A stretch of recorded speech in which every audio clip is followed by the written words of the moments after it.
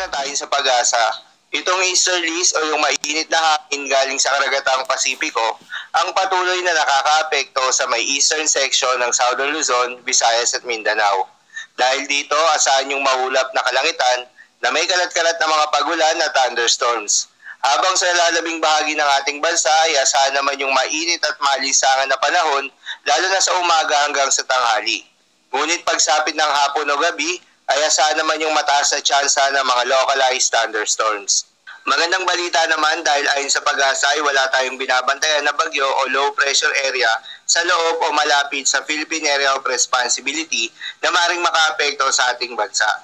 Para naman sa ating long-range forecast at ipinapakita ng forecast model na ating ginagamit, consistent pa rin na may isang potensyal na sama ng panahon o low pressure area ang posibleng mabuo sa loob ng Philippine Area of Responsibility o sa silangan ng Extreme Northern Luzon at kalaunay lalakas at magiging isang bagyo sa weekend.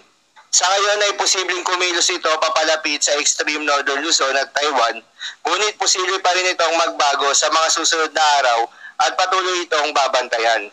Kung sakaling matuloy ito, ang susunod na pangalan ng bagyo na gagamitin ng pag-asa ay Bagyong Julian. Paalala lamang po na mga nasabing forecast ay posible pa pong magbago.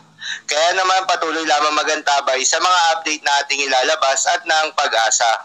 Para naman sa magiging lagay ng panahon ngayong araw ng Miyerkules, dahil pa rin sa epekto nitong easterlies, asahan sa Mindanao, Eastern at Central Visayas ang maulap na kalangitan na may kalat-kalat na mga pagulan at thunderstorms. Posible ang mga pagbaha o pagguho ng lupa dahil sa katamtaman hanggang sa kung minsan ay malakas na pagulan. Habang sa Bicol region ay asahan naman yung bahagyang maulap hanggang sa maulap na kalangitan na may kalat-kalat na mga pagulan o thunderstorms. Dulot pa rin yan ng easterlies.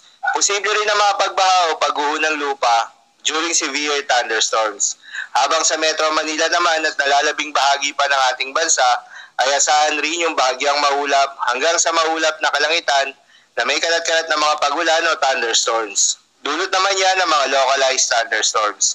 Posible rin ang mga pagbaha o pagguho ng lupa during severe thunderstorms. Madalas nabobuo ang thunderstorms na ito tuwing hapon o gabi na nagtatagal ng 1 o 2 oras, kaya naman mag-ingat sa posibleng banta ng pagbaha o